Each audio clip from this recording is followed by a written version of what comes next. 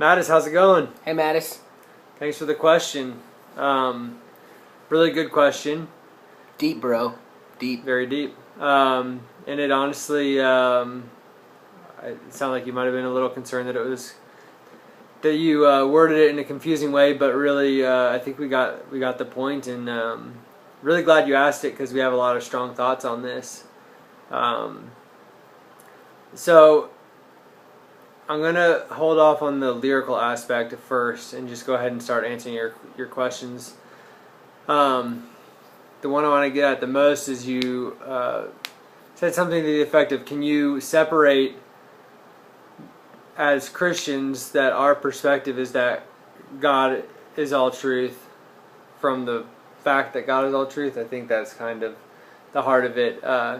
You worded it probably in a better way than I did. And our answer is overwhelmingly, if you do separate those, then it's all for naught, and it's all a waste. If God is not ultimately truth, regardless of your perspective, then in our opinion it's a lie. We don't believe in relativism. We don't believe whatever works for you is okay. We do believe in an ultimate truth, and that ultimate truth is the gospel. And you have a... Yeah, I mean, the thing is, Jesus, and it's always what blew me away, Jesus didn't say he was teaching the truth. He didn't claim to know the truth. He didn't claim to have the truth or prophesy the truth. He claimed to be the truth. And I think a lot of times as Hellenistic society, or with the Greek mindset of the way that we're taught, like, we think of truth as a list of facts, like God is all. I think even as Christians we think like God is all knowing, He's perfect, He's omnipresent, omniscient, all those things, omnipotent. And then He knows, like, the truth is like a list of, like, here's the list of all the things that are true. These are all the truths, and He knows them, or we maybe even think that, like, He wrote them, like He defines them. And while those, I think, are honoring things to say about God, they're not the truth. The truth is that He literally is the truth. He Himself. So the truth is not a fact. It's not a list of facts. It is His identity. So when you remove Him from it, you remove its foundation completely. And then you're talking about facts. You're talking about, like, what's 2 plus 2, instead of that He literally defines truth. And I know we're getting into really heady stuff, but, I always think about that fact that God literally is the truth. And that definitely, certainly changes my perspective a lot. Now, as for all the rest of the truth in the galaxy that isn't being said by Christians, like all of the beautiful and true songs that are written by non-believers, and all the books that are really helpful that are written by non-believers, I just think those are just echoes and remainings. That's sort of just the hints of His goodness still all over creation. And we always say that all truth is God's truth. Anywhere I see truth, anywhere I see beauty, anywhere I see goodness, I say that's mine. That's there because God exists. And even if, like, my favorite band is Sigur Rós, and I think Sigur Rós writes the most beautiful music in the world, and from what I've been told and from what I can see, none of those guys they have not confessed faith in Jesus Christ. I don't know them from Adam, but I've never seen them confess faith in Jesus. But I think they write the most incredibly worshipful music, and the most beautiful, some of the most glorifying sounding music. They just don't know the source of their ability. They know. Then maybe they'd say that they seem like humble guys. So I don't think they'd say, "Oh, we're geniuses." They'd probably say, "We don't know where it comes from. Music speaks to us." But to me, they just don't know the source, even though the source is what's giving them truth and goodness. So I might have rabbit trailed a little bit, but it seems to be all relevant to me. The fact that I believe God is all truth is not a something that falls under the fact that I am of a Christian background, or that I am of a Christian faith even. I assume a Christian faith because I've come to know that that's the truth. And so I don't know if that clarifies it anymore either.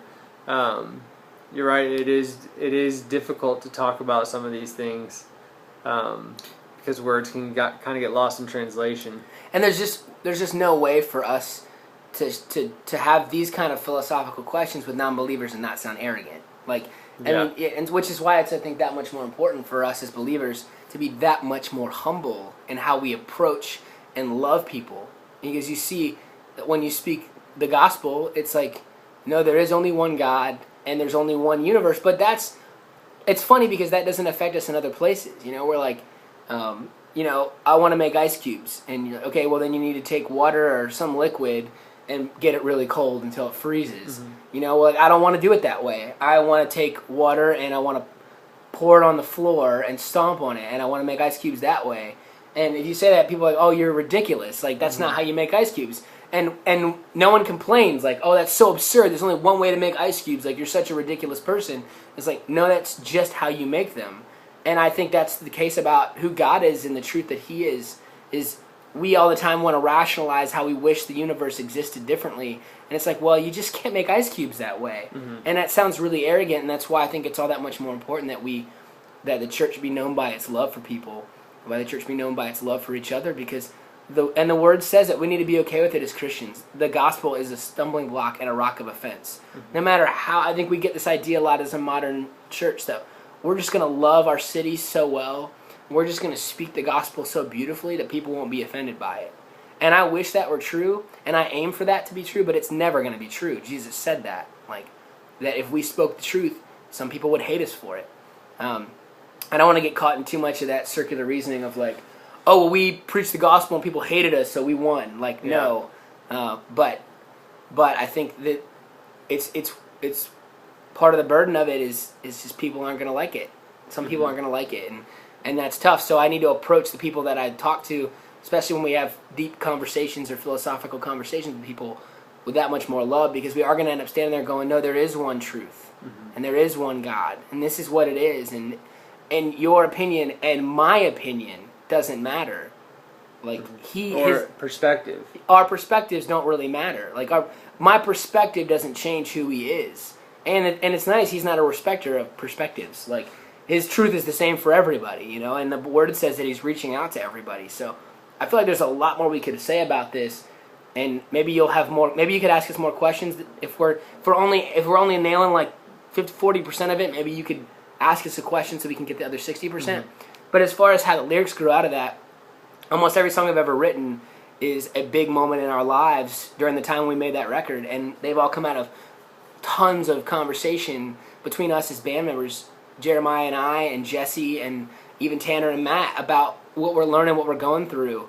And so yeah, it's a lot of our perspective. I mean, especially those songs that are personal, like a song like Lashes is about what I'm going through. And so yeah, our songs do come out of our perspective, but we try to base them on a truth that is not based on our perspective. You know, we're trying to be conformed by the gospel to the gospel, not conform the gospel to ourselves. You know, and that's the hard thing when you ask God to show you the truth in some area. Usually, he's like, God, show me the truth here. Something's in the way. Usually, it's part of me. You know, he's got to rip a part of me away. And so that's half of what our records are about, is God showing me that something in me is what's keeping me from living or believing or understanding his truth, who he is. You know, when we ask God to show us the truth, we're asking him to unveil a new piece of who he is. So.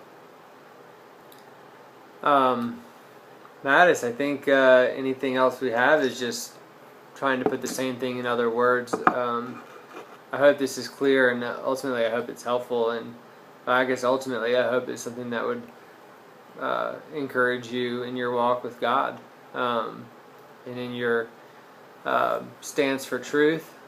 I think that relativism, especially as it relates to truth, is just one of the most devastating things that's happening to our culture and to our generation. So if we can just warn against that, because it sounds so great, you know. It does. Can we great. all just be right and get along? It's like, man, I wish that was true in some sense, you know.